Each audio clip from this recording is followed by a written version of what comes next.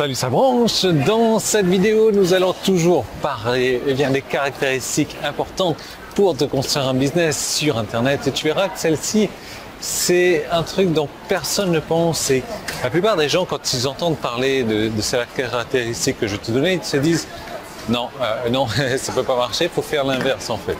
Donc on va en parler, tu vas voir à quel point c'est puissant.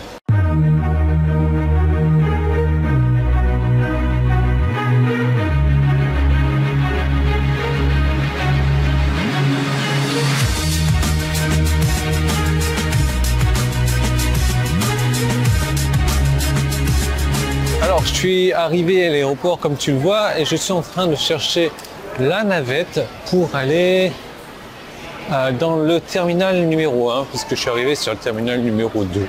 Bon, au début c'était la même chose, hein, quand j'ai atterri ici, j'étais dans l'autre terminal. Et la navette c'est simple, tu as le choix, tu as un bus, tu as le taxi ou tu as ce qu'ils appellent le MRT ou un truc comme ça, c'est le métro.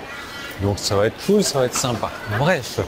Je regarde pas trop la caméra parce que je suis en train de regarder là où il faut marcher. C'est un gigantesque aéroport qu'ils ont ici à Kuala Lumpur. C'est un aéroport que je dirais, ça fait une quinzaine de fois que j'y viens. Je maîtrise toujours pas l'endroit parce que c'est énorme. En tout cas, bah voilà. Alors, regarde, c'est le truc rose là-haut là. Donc on va se prendre les petits tickets tranquilles.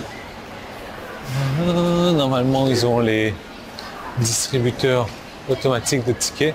Alors ça, c'est un truc qui est intéressant aussi. C'est-à-dire que si tu prends ton ticket à la machine, c'est moins cher que si tu le prends au guichet.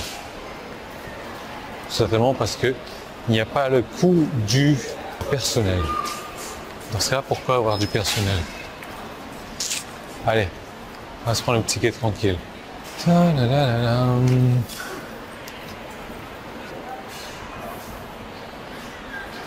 De Kalia 2 à Kalia 1, 2 ringgit.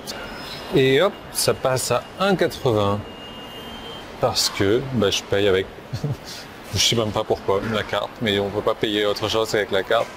Moi, ça y est, je suis dans la soi-disant salle d'attente qui se trouve à l'extérieur comme ça. Alors, où c'est que j'en étais? Je suis resté perdu là-haut parce qu'il n'a pas voulu imprimer mon ticket. Je sais pas, la machine était défectueuse et j'ai eu de la chance parce que l'autre machine d'à côté, il suffisait juste que je remette ma carte dedans sans être débité pour avoir mon ticket. Bref, cette stratégie, elle est toute simple en fait, mais elle est audacieuse. Et cette stratégie, elle consiste à décider de ne pas travailler avec tout le monde. Et c'est là où c'est vachement intéressant. Ce que j'entends par ne pas travailler avec tout le monde, c'est bien évidemment ce que ça sous-entend, c'est-à-dire choisir de qui avec travailler, mais de diminuer le marché au maximum, de ne pas chercher un marché de masse, mais vraiment aller chercher un marché de niche, un marché bien spécifique. Pourquoi faire ça? Parce que sur le marché de masse, tu vas avoir beaucoup de concurrence. Sur le marché de niche, tu vas avoir bien moins de concurrents. Tu vas me dire, oui d'accord, mais je préfère vendre 1 million de produits que de vendre 10 produits. Oui et non. Le truc, c'est que plus tu vas aller cibler un marché de niche, plus... J'ai dû attraper froid dans le bus, c'est pas possible. Plus tu vas aller cibler un marché de niche, plus tu vas pouvoir augmenter tes tarifs. Je prends souvent cet exemple-là.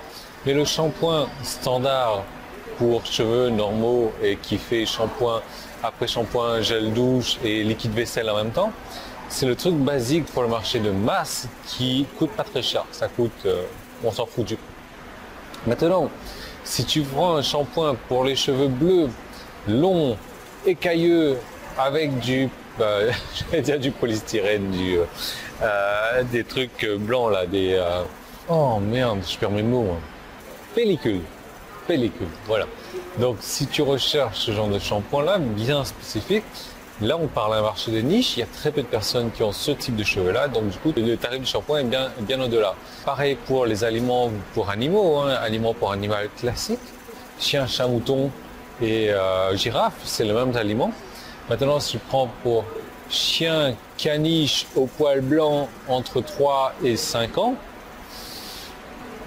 tu vas tout de suite augmenter le tarif du produit. Tu vas devenir un expert dans le produit parce que tu vas faire des produits bien spécifiques et tu vas te faire ta réputation. Donc arrêtez de vouloir travailler avec tout le monde. Ce que j'entends aussi par là, c'est que souvent on se dit je vais prendre n'importe quel type de client, même si le client n'a pas forcément le profil. Pourquoi? Parce que je veux faire de l'argent.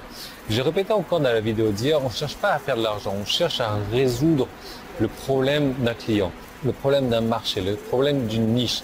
Le truc quand on fait comme ça, c'est que il va falloir vraiment repousser les clients qui n'ont pas le problème bien spécifique, parce qu'on ne va pas pouvoir résoudre leur problème à 100%. Et là, qu'est-ce qui va se passer? C'est que ces clients-là vont être mécontents. Ces clients-là vont vouloir détruire notre réputation. Ces clients-là vont devoir avoir une maintenance énorme, vont nous demander des remboursements, etc., etc. Donc moi, aujourd'hui, j'ai aucun problème à dire aux gens d'aller se faire voir, entre guillemets, que non, c'est hors de question, je refuse de travailler avec eux, pour repousser les mauvaises personnes et attirer les bonnes personnes. Et c'est vraiment ce que je te recommande de faire pour avoir un business serein. Après, je connais pas vraiment ton marché.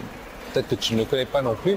Ce que je te propose, c'est de te montrer comment faire pour te construire un business sur Internet en évitant tous les obstacles, en évitant tous les problèmes, en évitant tous les trucs qui vont te faire perdre du temps, qui vont te faire perdre de l'argent, qui vont te faire perdre de la motivation, suffisamment de motivation pour décider d'abandonner. C'est la pire des choses que tu pourrais faire, ça.